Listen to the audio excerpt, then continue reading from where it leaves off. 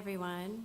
And so I'm going to kind of talk about ways we can start to recalibrate, because when we get stuck into doom scrolling and looking, we have to look at those things, but we also need to pause and take care of ourselves, because otherwise we can't move forward wisely. So let's see. So, but first, before I do that, I'm going to just briefly discuss sort of the anatomy of our stress responses, right? So our bodies are beautifully designed to manage acute, tangible stressors. So, right, evolutionarily, if we were out in the savannah and the proverbial saber-toothed tiger were coming our way, our nervous system will immediately trigger that fight-flight, that sympathetic nervous system. And we then but what happens then is our frontal lobe actually gets turned off.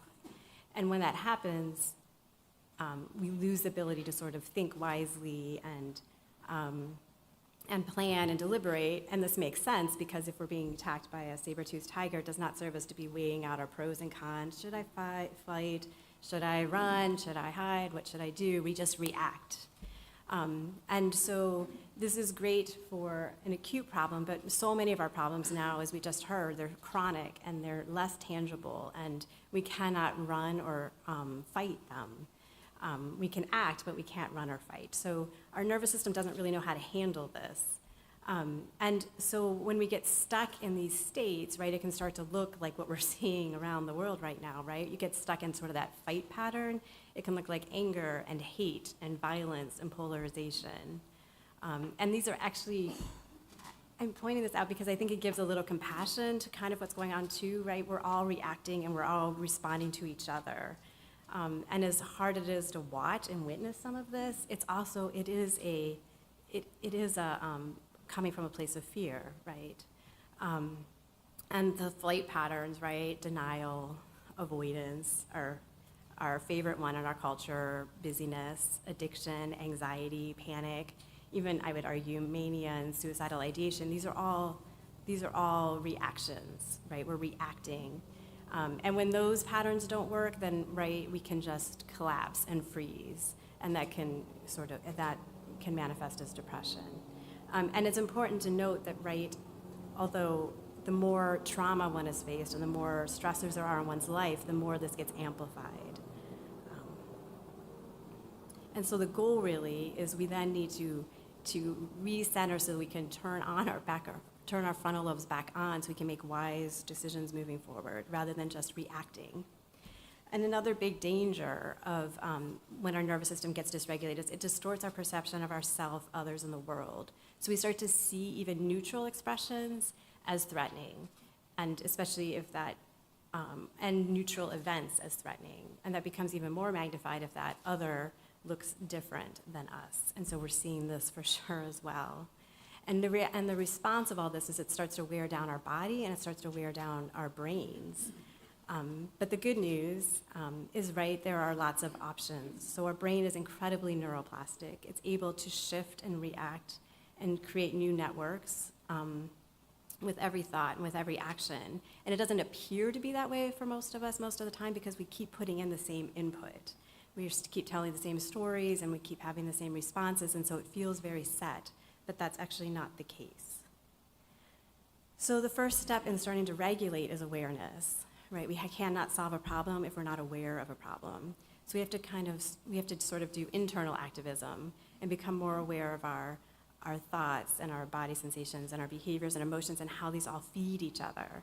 And so all I want you to really see on the slide is, right, all these things are being influencing and being influenced by each other. And what that means then is we can step in at any point to intervene. And I think a lot of the talks today will be about that.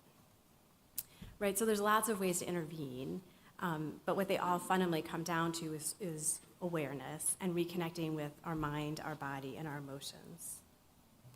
One of the most direct ways to intervene is with the breath. And so maybe even just pausing for a moment and noticing your own breath in this moment, right? Noticing if it's more in the chest or the belly. So when we breathe short, shallow breaths into the chest, right? And so anxiety, it's often short and quick, and depression, it tends to be slower but shallow. But what happens when we do this is it sends this message to the limbic system that basically there's this low-level threat, and then our brain is trying to figure out what that threat is, and our brain is really good at looking for negative things and finding it. It's biased that way. And so if we breathe, though, into the belly, if we can start to breathe slow, easy breaths into the belly, and we're going to be learning more about that, I think, today.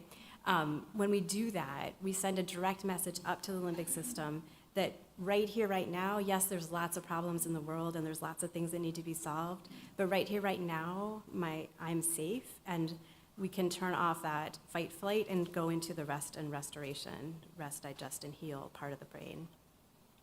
The research on just focusing on the breath mindfully is pretty profound. It's been found that just 20 minutes daily, and doesn't have to be 20 minutes all at once, but can be broken up over a period of 6 to 8 weeks, can change the structure and the function of the brain so that it's better connected and less reactive.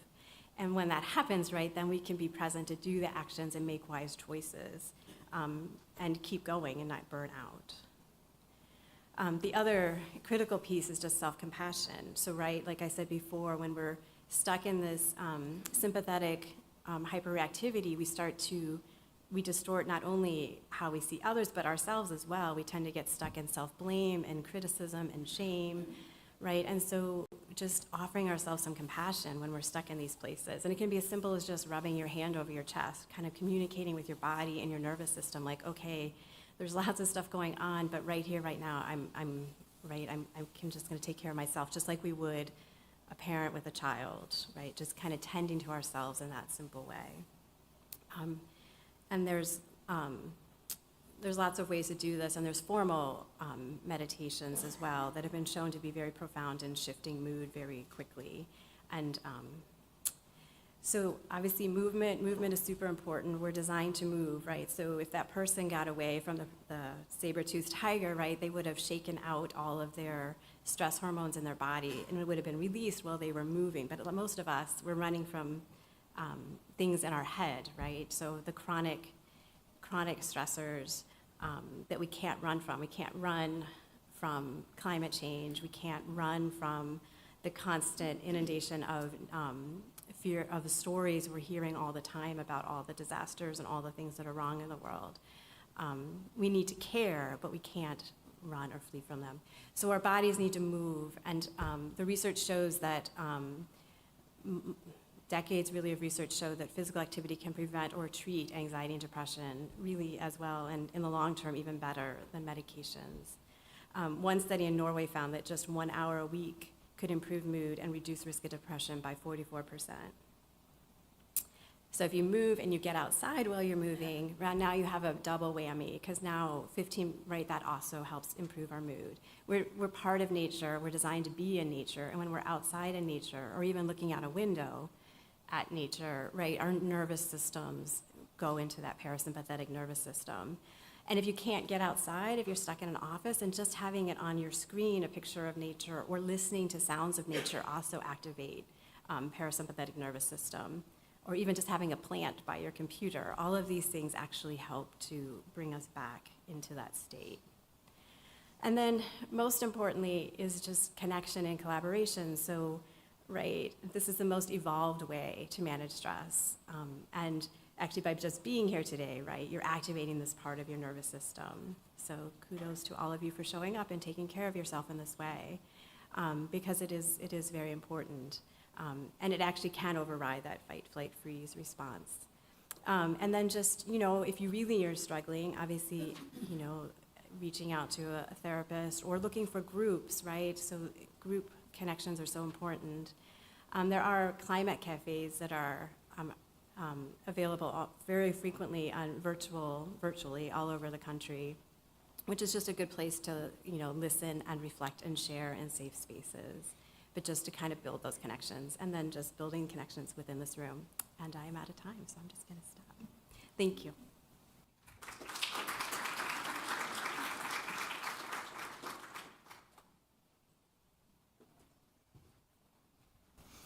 Hi, I'm Maryanna Klatt. I'm the director of the Ohio State Center for Integrative Health. And for the last 20 years, I think I've been fighting a similar fight as you all in this room, because to transform healthcare from disease care to healthcare with preventative things has really been my mission. And it is so frustrating, just like eco-anxiety, where you feel like you're knocking your head against a wall. And so I have stepped back, and the time has come. People get integrative health, they get the value of preventative care and how that can impact our whole being, body, mind, and spirit. And so I know we're not supposed to be too hopeful, but I have seen some change. And I believe that hopefully with all the things going on, that the climate change can somehow happen. So mindfulness is a valuable tool for your eco-anxiety toolbox. So I'm a mindfulness and yoga researcher. And what I do is explore ways to help people become aware of how we're living. How are we spending our time? What you think about is how you're spending your time. It's the currency of our life. What we do during the day is our value, how we experience life. It impacts the type of life we want to live and the type of change that we want to see in the world. Here is the most common question I get no matter what kind of talk I'm giving. What's the difference between mindfulness and meditation? Everybody thinks they know what mindfulness is. You hear it on every commercial now. It's a very simple concept. It is a quality of being in the here and now, but it is the hardest thing to do. The way that it's different from meditation is that meditation is a way to train yourself to be mindful during your days. Nobody would run a marathon without training for it. Meditation is a way to train your mind to pay attention. It's not about clearing your mind, emptying your mind. It's about quieting your mind so that you can see what comes up in your mind, so that you can notice, so that you can become more aware of what's really going on in your head. And it helps us reconnect with the actual physical here and now. So what's mindfulness? It is when you're walking, walk, when you're eating, eat. And yet that is so hard for all of us because we're so used to multitasking, which is, our brains can't multitask. We task switch, but it happens at such microseconds that we don't notice it, and it is exhausting. So how does mindfulness make a difference in life? And this is something that was just said by our last speaker. It helps us to respond with awareness to life's happenings rather than to simply react out of a fight or flight response, which is a good thing. The fight or flight response is adaptive. It's good. It's not good when it's chronic, because then we can't make deliberate decisions, become aware, and get a solution-based resolution. So how does mindfulness work? So I'm a professor in the College of Medicine, and so people always want to know, what's the science behind it? It can change brain function and structure. The functional MRI has totally changed the research environment for mindfulness because something's wrong here on the computer. Wait a minute. Because people can be inside the magnet, the MRI, and meditate, and they can tell what your brain's doing. So brain activity persists even after somebody meditates, that's for sure. It increases myelination, so communication between the brain cells is quicker. And also, there's greater connectivity between the cells. So you know how like when you're creative, you feel like your whole brain is working? I think that's what that gets to.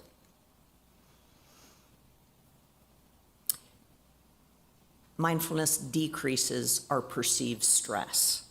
So decreases in perceived stress also correlate with reductions in the amygdala gray matter density. So the actual structure of our brain changes. So now they can tell this stuff. And these kind of studies make a difference for people coming online to get it. I think every friend and family sent me this article.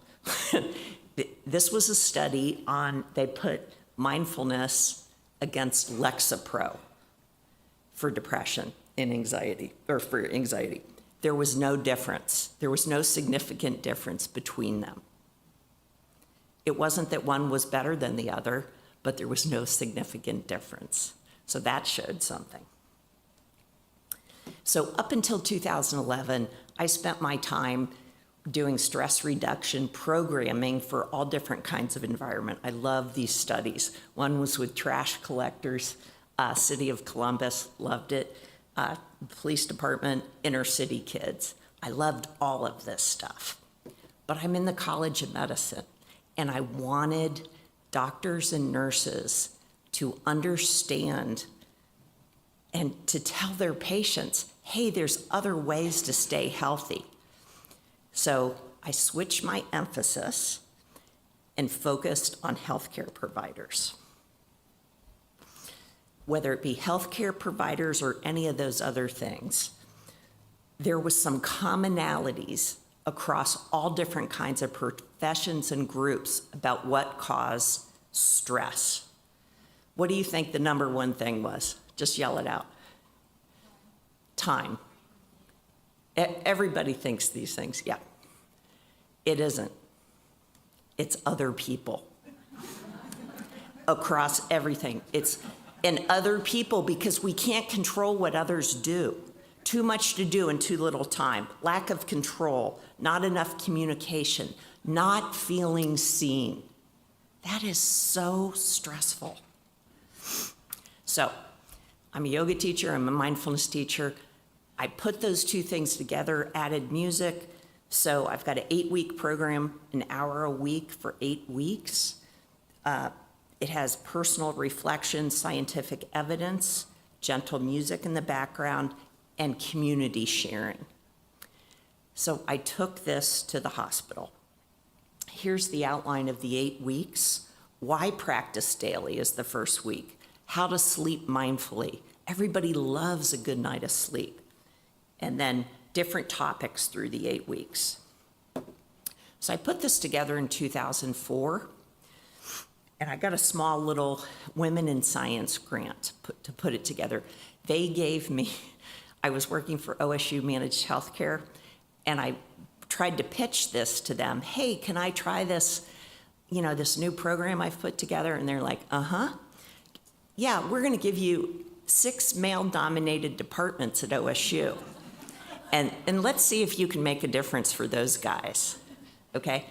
I did, I loved it, they loved it. I showed the data, and I was off and running. So for the next few years, I did a whole bunch of studies.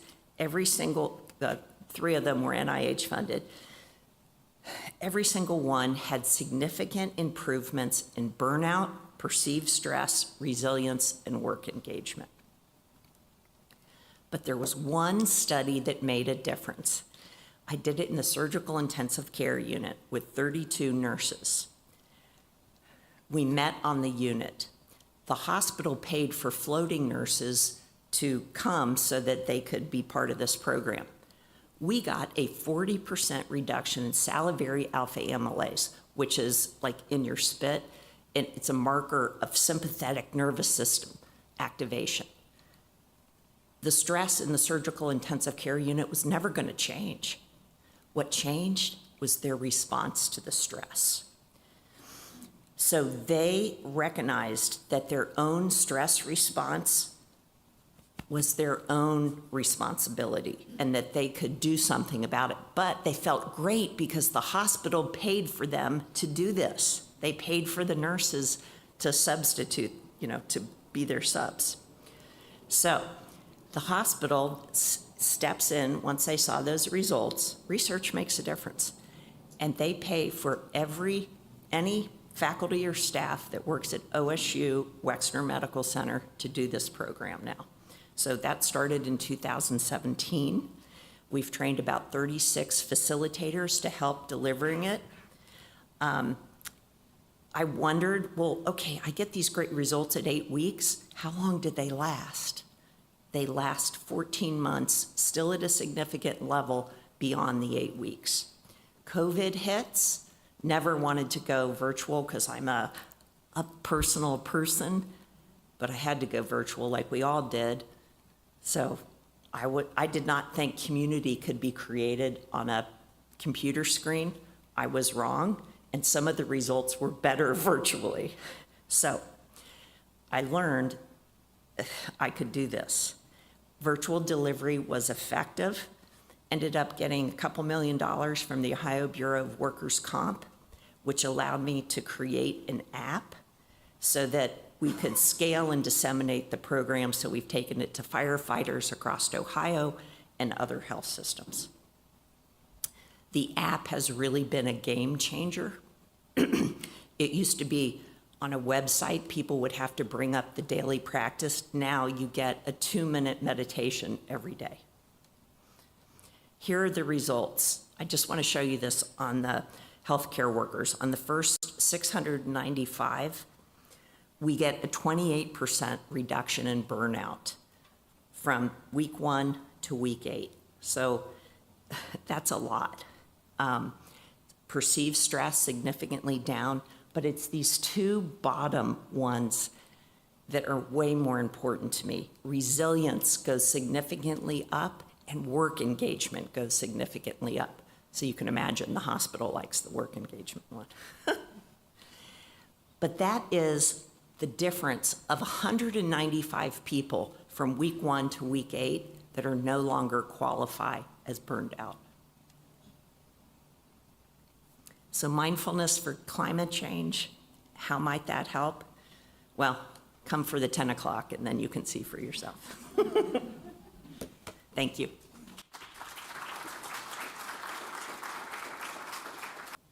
Thank you so much to all the panelists for sharing their work and insights. Let's take a moment to take a deep belly breath before we jump into some questions.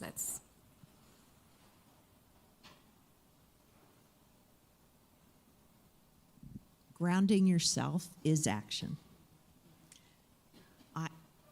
I became so anxious preparing for this talk because I didn't know what eco-anxiety was. I'd never even heard of that term before, okay? And then I started to look at the research. My anxiety level went up and up. But it was a good exercise because that anxiety, you're right, it applies to so many things. And the same practices apply across.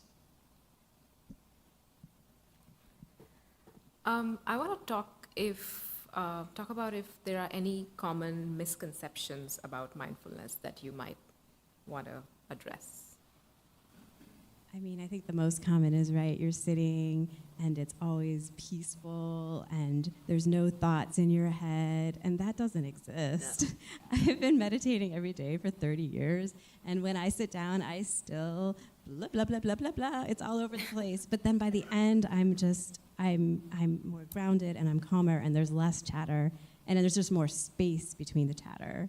But I think that's the biggest thing, because all my patients come to me and they're like, I can't do it. And I'm like, no, you are doing it, right? And the more you do it, it does build that muscle. And so it's easier when you get, we all react, but it's easier to come back much quicker.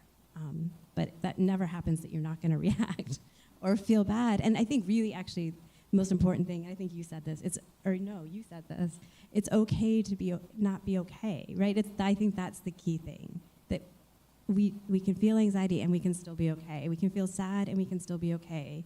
And I think that's what it teaches. I would say what I experience and see when I talk to the agriculture industry is they tie it a lot to a religious experience. You know, if I'm going to practice mindfulness, that it's tied to some religious experience that I don't practice. And of course, we know that's absolutely not true, or doesn't have to be the case. For some people do, right? And that's wonderful for them.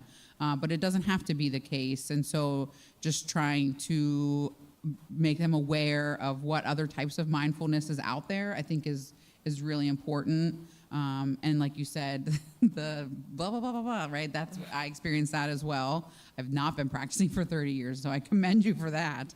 And then also the misconception I have experienced, and maybe just because I work in a predominantly male population, is that it's a female-driven, right? All women do mindfulness and practice mindfulness, and if I'm a man, this is not for me, right?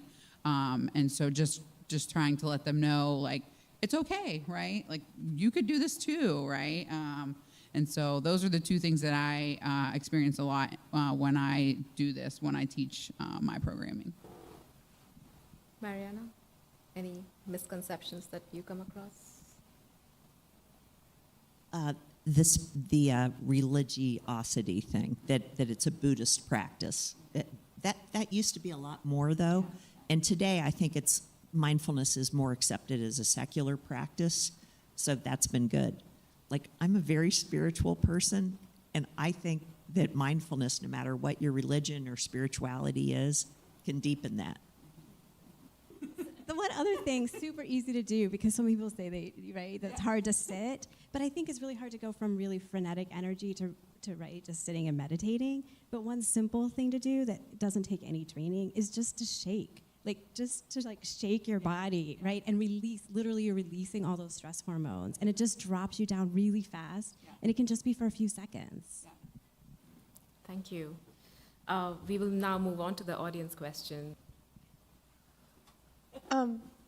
Thank you for sharing all this information with us. But I know I have come across research that for individuals with post-traumatic stress and a history of trauma, seated mindfulness meditation can be harmful. And I'm wondering if there are other strategies you would recommend that would be less risky for those individuals for relieving stress and becoming more present. So most of my patients have significant trauma, and the shaking actually is a really good place to start, because it just, I'll just get up with them and we just shake together, and it just helps release some of that, and then they actually can sit for a short period of time. But first you got to release all the stress, and then and do it in small sort of micro dosing, right? So that you can get used to realizing, oh, this is okay, this isn't as scary as I thought. So my program's called Mindfulness in Motion, and that name is very important because I must be ADHD, because I have to move before I can settle. And so the idea is, how do you get mindfulness into the motion of your day? And that's why I have yoga as part of it, because there's always movement at the beginning, because I don't know how others quiet their mind without doing some movement first. Hello, everyone. My name is Ms. Mickey Smith, and I'm the Executive Director for Taking Back Our Youth. And when you talk about the marginalized communities, and you talk about having the individuals in the room, and we don't have them, I come from Cleveland, Ohio, in an urban community where the crime is very high.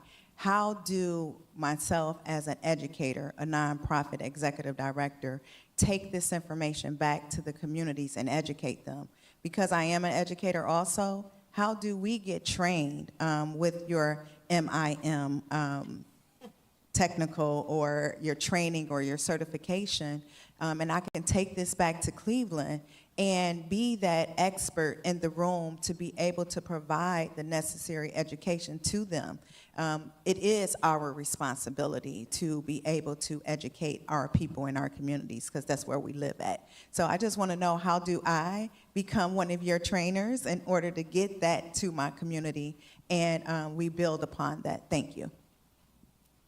Yeah, we've got a very structured training program for facilitators, so we will connect with you to get you. But I wanted to say something.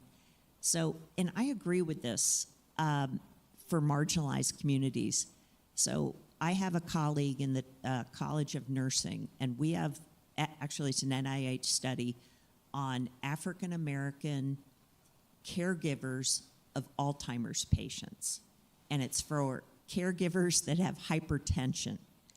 And it's a combination of mindfulness in motion, my program, and the DASH diet. And it's like the DASH diet, you know, the low salt for cardiovascular stuff. How does the African American community adapt that diet and adapt mindfulness specifically for that marginalized community? It has been so cool. And you do need people that look like the community that they're teaching to deliver the program. And so we have, that's what we've focused on for training those facilitators. So you're exactly right. And that's something that we definitely need to be thinking about, because what does, for example, ecotherapy mean for urban communities that don't have access to nature the way many other communities do? So thinking about, you know, climate or environment being an everything issue and connecting it to those questions that matter the most to communities. I've seen urban forests and, you know, farming practices bring communities together, addressing multiple aspects of the stresses that communities are dealing with. So that's just one way I have seen people come together working on common ground in their neighborhood, growing food and having those conversations to get started on that journey. I want to ask a final question, and you can take a minute to think about it. But what is your personal or go-to mindful practice or routine that you use to manage eco-anxiety or other forms of anxiety? And can you share a specific technique or habit that's been particularly effective for you? So for me, so I've had a long practice, and it's always changing and evolving. So it used to be just meditating, sitting, meditating, and then I did yoga teacher training, so then I was doing yoga and then would meditate at the end. And now then I did Qigong teacher training, and now I love that. And so I mix it up because I get bored easily. So I just check in with myself. Like sometimes I need to move more, and sometimes I'm just need to move less and slow down more. So I kind of vary between those things. But the most important thing is I do it every day, because if I don't, then it's not even effort, because I just know that my day is going to be better. My days kind of suck when I don't. Like, I just can feel the difference, and it's just the day's harder. Everything's harder when I don't do it. So, yeah, that's mine. So just this morning, there was an article in the New York Times about decreasing anxiety. It's when you first wake up to not doom scroll. Okay. If you don't look at your phone until after you ground yourself, it was a great article. And I thought, I need to look at it, yeah. how apropos for today. And it's connecting with the real first before the virtual. And what do we have that's more real than our own bodies? Yeah, I listen to calming music on Spotify. That is definitely one of the things that really helps ground me, because I'm not so good at the quiet meditation. So just listening to, like, I'll pick like ocean waves or kind of whatever, you know, you need to do. I'm not good at every day. So those people out there, it's okay. I'm with you. I want to be an everyday person, but I'm not, unfortunately. So just listening to that, especially when I feel myself really building that anxiety, the calming music, and then I try at least a few times a week to make sure that I am not on my phone at night, because we're all, you know, everybody wants to be on their phone at night. And so being more intentional about, you know, that I'm not on my phone right before bed helps me. I very much notice a difference when I'm not on my phone right before bed, because I go to sleep quicker, and I just have just a better night's sleep. And so those types of things are things that I do. But now after this, I'm just going to become a really good meditator and mindful. So we got this, you guys.